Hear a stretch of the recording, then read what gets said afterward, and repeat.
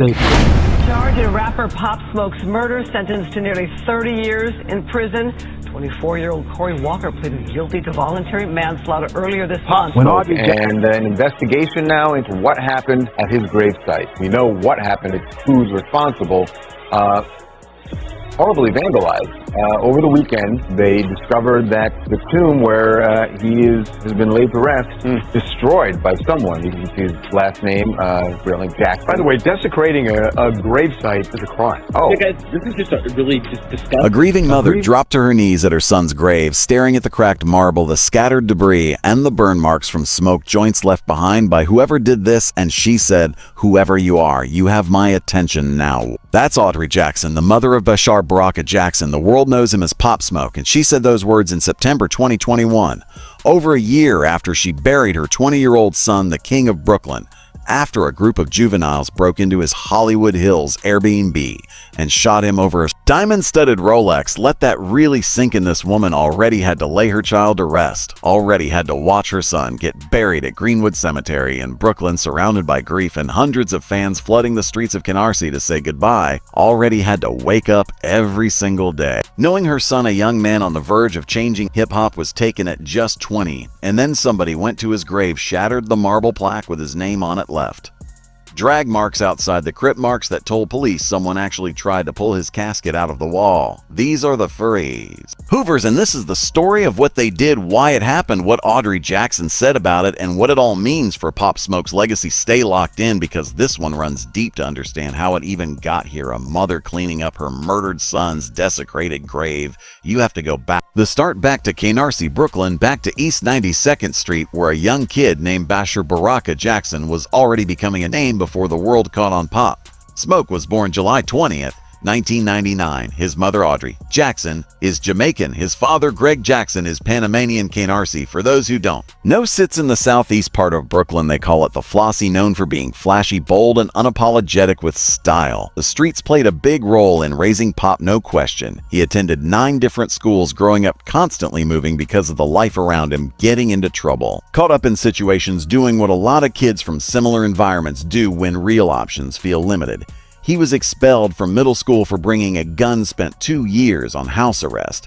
Later, he'd say that time actually forced him to focus because that ankle monitor gave him no room to move. Then at 15, life gave him a shot, a full basketball scholarship to Rock Top Academy in Philadelphia, point guard. Shooting guard, the kid could hoop. He relocated, got into the system, and it looked like a clear path forward. But then everything shifted. He was diagnosed with a heart murmur, had to leave the program and head back to Canarsie. And once he returned, the streets were right there waiting like nothing had changed. That's when he fell deeper into the Wu, his set, his affiliation, a Crips-linked movement tied to the Brooklyn streets he came from. And that matters because the Wu isn't just music. Branding, it's real, those Wu calls in his songs. That's not just for show, that was his life, but what set Bashar apart. Somewhere in between the chaos and the grind, he found music in 2018. He walked into a Brooklyn studio with his friend Jay Guepo and something clicked. He started rapping over drill beats he found on YouTube, especially from UK producer 808 Milo. And when that deep, gritty voice hit those dark UK drill sounds, it created something completely new in hip-hop. He called it Brooklyn Drill. He took the name Pop Smoke, a mix of a papa, the nickname from his Panamanian grandmother, and as Makiko Guapo, what his friends used to call him. Then on April 23, 2019, he dropped a welcome to the party, and everything shifted. Let me paint this for you real quick. The rise of Pop Smoke wasn't slow. It was explosive. A welcome to the party spread across New York like it had been waiting to happen. The energy, different. The voice, different. It wasn't Chicago drill. It wasn't trap. It was pure New York, layered over UK style production that made it feel both familiar and brand new. Nicki Minaj jumped on the remix. Skepta did too. The track went everywhere. Then came Dior, then Meet the Woo, his debut mixtape in July 2019. Culture was locked in. He linked with 50 Cent with Quavo, hit Paris Fashion Week with Virgil Abloh, started stepping into acting, appeared on Travis Scott's Jack Boy's project on Agati. Then February 7th, 2020, just 12 days before his death, he dropped a Meet the Woo 2. It debuted at number 7 on the Billboard 200, his first top 10. He was 20 years old, moving like he already owned the game. But here's where everything turns on February 18th, 2020. The day before he was killed, Pop Smoke and his friend Michael Durodolo were posting on Instagram regular posts, showing love, enjoying the moment. But in one of those uploads, the address of the Hollywood Hills Airbnb was clearly visible. Right there on a gift bag, full address, anyone paying attention could see it, and someone was watching around 4:30 a.m. On February 19th, 5 individuals in hoodies, one wearing a ski mask, broke into the mansion, their target. Pop Smoke's diamond Rolex and Cuban link chain, a 15-year-old, the youngest in the group, later told authorities in a recorded jail interview that they demanded the jewelry. Pop initially complied, then resisted because that was Bashar. He didn't fold easy. A struggle broke out. The 15-year-old shot him 3 times in the back with a Beretta 9. Police arrived within 6 minutes, found him with multiple gunshot wounds. He was rushed to Cedars Sinai Medical Center. He didn't make it. 20 years old, the Rolex they took sold for just $2.00. Pop Smoke was known by some of the biggest names in the business, like Nicki Minaj and 50 Cent. His murder has stunned fans everywhere. Everybody's talking about it. Police say suspects broke into his home and shot him. The home is on Hercules Drive in the Hollywood Hills. Fans are starting to show up to pay their respects. Police still don't know the motive behind this shooting, whether it was an attempted robbery or something else, but you can see that they are still out here investigating and searching for suspects. Pop Smoke was a rapper who seemed to be on the rise. The 20-year-old seen in this recent music video was just about to head out on tour. But this morning, fellow musicians like Chance the Rapper are sending out condolences. They say Pop Smoke was shot and killed during an early morning break-in at a home in the Hollywood Hills. All police are saying right now is that they got a 911 call just before 5 a.m. The radio call was called in by someone from back east and stated a friend of theirs' home was being broken into by multiple suspects and that one of them was armed with a handgun. When police arrived at the home on Hercules Drive, they detained several people who turned out to be witnesses. Those men say there were between 2 and 6 suspects. At least one was wearing a mask. That's the part that hits every time. $2,000, a life about to headline arenas, a voice already sitting in the top 10, a man with Nicki Minaj. On remixes and Travis Scott collaborations gone over $2.00 in jewelry. Now let's talk about the Hoovers, because this is the thread running through the entire story in the same connection tied to what later happened at Greenwood Cemetery. The Hoover criminals. If you're from LA, you already understand. If not, here's the breakdown. The Hoovers, originally known as Hoover Crips before rebranding, are one of the most feared and active gangs in Los Angeles. What sets them apart is how they move most LA gangs a line. Clearly either Bloods or Crips. The Hoovers don't follow that script. They've been known to target both especially Crip-affiliated sets, which is key here because Pop Smoke, tied to the Woo, had connections to Crip culture that made him a target in their eyes. On top of that, the Hoovers built a reputation around a specific operation, robbing high-end homes in the Hollywood Hills. Law enforcement had already been tracking a pattern of celebrity home invasions in that area, and the Hoovers were central to it. They called it a flocking. Targeting luxury rentals and Airbnbs where entertainers and athletes stayed, the Hills was their zone. So when Pop Smoke accidentally posted that address, it moved fast. It reached the wrong hands, and a group of teenagers, the oldest just 19, put together a plan that ended the life of Brooklyn's Rising star. On July 9th, 2020, about 5 months after the killing, LAPD arrested 5 suspects connected to the case, 3 adults and 2 minors among them. Breaking news, the LAPD has just made several arrests in the shooting death of rapper Pop Smoke. His real name is Audrey Jackson. This has been a high-profile case ever since the shooting that happened back in February. He was killed during a violent home invasion. At the time, Pop Smoke was staying at a home in the Hollywood Hills. The LAPD says 3 men and 2 teenagers have been arrested. We will bring you more information as it comes in, but again, 5 arrests in the murder of rapper Pop Smoke. Corey Walker, 19 at the time, and Keender Rogers, 18. The 2 younger suspects were handled through juvenile court. A 5th individual, Jaquan Murphy, was not charged in Pop Smoke's case. Though he faced separate charges, the 15-year-old later admitted in May 2023 to first-degree murder in juvenile court, and he's expected to remain in a juvenile facility until age 25. The 17-year-old pleaded guilty to voluntary manslaughter and received 4 years and 2 months. Keender Rogers also pleaded guilty in 2023. Corey Walker, the only adult facing full charges, dragged the case out for nearly 5 years. He pleaded Not guilty at first changed lawyers multiple times and pushed toward trial, but on February 4th, 2025, he finally pleaded guilty to voluntary manslaughter and 2 counts of home invasion robbery. Then, on February 21st, 2025, he was sentenced to 29 years in California State Prison. Charged in rapper Pop Smoke's murder, sentenced to nearly 30 years in prison.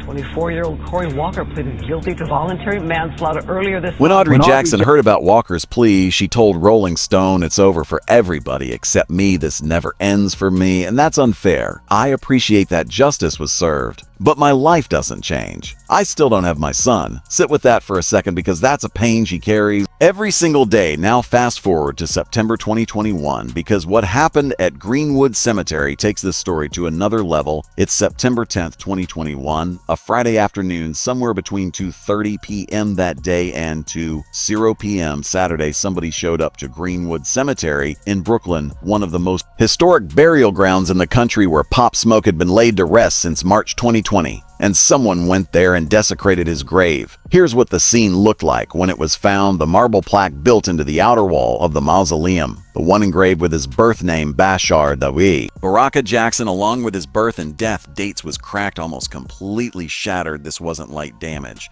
This was deliberate, forceful, like someone was trying to break into the crypt on the ground outside. There were drag marks, long, clear drag marks, the kind you only see when something heavy has been pulled. Investigators and witnesses on site believed, and this isn't speculation, this is what the physical evidence pointed to, that whoever did this actually tried to pull Pop Smoke's casket out of the wall. A black concrete slab believed to separate his level of the crypt from the one above was reportedly found sitting on a nearby bench. That slab being moved confirmed to NYPD that the intruders made it inside the tomb. Greenwood Cemetery spokesperson Jeff Simons confirmed vandalism had taken place and said authorities were contacted immediately in the immediate aftermath. Cemetery staff covered the damage with an unmarked marble slab and wrapped the area in yellow caution tape. The total damage was estimated around $500, but let's be real, this was never about money. NYPD opened an investigation, but there was one major issue: no security cameras covered that part of the cemetery. No footage, no visuals. The case relied fully on physical evidence and witness accounts from people who discovered it early Saturday morning. As of the September 2021 reports, no arrests had been made. The investigation remained open. And this is where the Hoover connection comes back into play, fam. Because the streets were already talking, look at the context. Pop Smoke was killed by individuals linked to the Hoover criminals. The Hoovers had documented beef with Crip-affiliated sets and Pops. Wu-Tai's placed him directly in that lane. The nature of this grave desecration didn't feel random.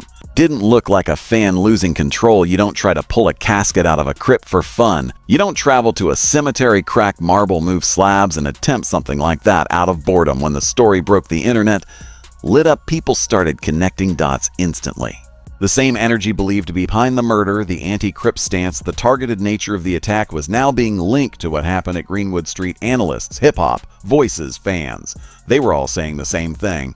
This looked like a continuation of that same disrespect. Think about what dragging a casket represents in that world. That's not just vandalism. That's a statement that's saying the beef doesn't end. Even after death, that's sending a message. And when you factor in the timing, the location, and the way it was carried out, it pointed toward people either connected to or aligned with those responsible for his killing. NYPD said no arrests. The street said they already knew on Monday, September 13th, 2021. Audrey Jackson took to Instagram, and she did not stay silent. She posted videos and photos showing the damage, and you could hear it in her voice. This wasn't just grief. This was something deeper. She stood at her son's broken grave, pointing out the cracks, the chips, the mess left behind. So chips left over from either them trying to break in or from it being fixed just to have it covered. She said, calm voice, heavy weight, but this was unnecessary, whoever you are. And then in the caption, she wrote words that hit different. Whoever you are, you have my attention now. That wasn't weakness, that was fire. She wasn't hiding. She wasn't backing down. She was letting whoever did this know she sees it, and she's not letting her son be disrespected in death after everything he went through in life. Well, later posted a video of Pop Smoke's father, Greg Jackson, cleaning up damage at the site. Then came another post, one of the most human moments in this entire story, a photo of her kneeling by her son's grave with the caption, We cleaned up, we sat and talked to each other and to him. Read that again. They cleaned up a broken grave and then sat and spoke to their son. That moment tells you everything about who Audrey Jackson is. This is a woman who's been standing strong from day one. She didn't just lose her son, she had to go through a long public investigation. A legal process that dragged on for 5 years, and she did all of it under a spotlight while also continuing the work. Pop had started the Shoot for the Stars Foundation, focused on helping inner-city youth find real paths forward. When Cory Walker finally pleaded guilty in February 2025, her words said it all. The law did its part, but it can't bring her son back. That kind of strength. Most people will never understand it unless they've lived it. Cleopatra Bernard, the mother of XXXTentacion, who knows that pain firsthand, commented on Audrey's post. When the vandalism happened, she wrote, "I'm so sorry. People are sick." That exchange between two mothers says more than any breakdown of rap beef ever could. Now there's a bigger conversation around this situation that needs to be heard, because the grave incident didn't happen in isolation. Around the same time, Pop Smoke's mural in Brooklyn was also vandalized, separate event, but part of a bigger picture. His image in his own city was disrespected.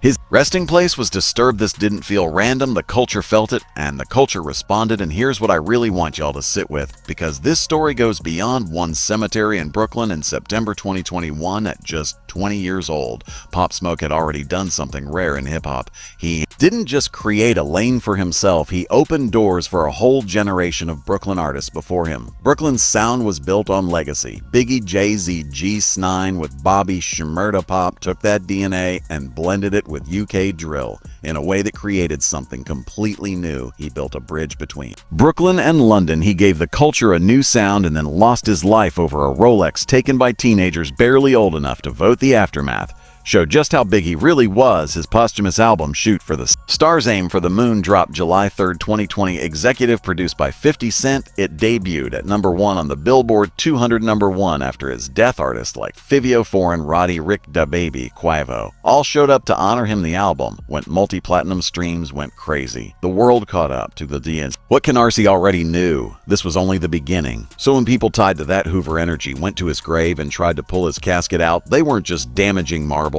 They were targeting a legacy, trying to push a beef beyond its limits, sending a message to Canarsie, to the woo, to his Brooklyn, to anyone who ever blasted his music or shouted a woo at a show. And the response came straight from his mother. Photos of her restored grave, words that felt like both a prayer and a warning. This is the real cost of street beef, not just the life, not just the jewelry, not just the lost. It's the piece of a mother forced to defend her son's name while grieving. It's a father on his hands and knees at a cemetery cleaning up someone else's hate.